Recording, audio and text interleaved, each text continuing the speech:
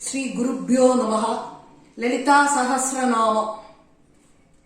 ഓം ഐം grime ശ്രീം ഓം ശ്രീമാതാ ശ്രീ മഹാരാജ്ഞി ശ്രീമത് സിംഹാസനേശ്വരി ചിദഗ്നികുണ്ഡ സംഭൂത ദേവകാര്യ സമുദ്യത ഉദ്യദ്ഭാനുസഹസ്രാഭ ചതുർബാഹു സമന്വിത രാഗസ്വരൂപ പാഷാഢ്യ ക്രോധാകാരാങ്കുശോജ്വല മനോരൂപേക്ഷു കോദണ്ഡ പഞ്ചതന്മാത്ര സായക നിജാരുണ പ്രഭാപൂരമജ്ജത് ബ്രഹ്മാണ്ഡമണ്ഡല ചമ്പകാശോക പുന്നാഗ സൗഗന്ധി കലസൽക്കജ കുരുവിന്ദമണി ശ്രേണി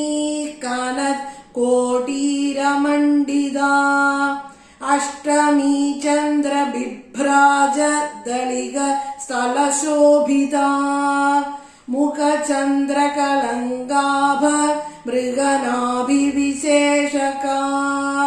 വദനസ്മര മാംഗല്യ ഗൃഹ തോരണ ചില്ലിക വക്ത്രലക്ഷ്മീ പരിവാഹ ചലന്മി നാഭലോചന നവചമ്പക പുഷ്പാഭനാസാദണ്ഡ വിരാജിത താരാകാന്തി തിരസ്കാരിനാസാ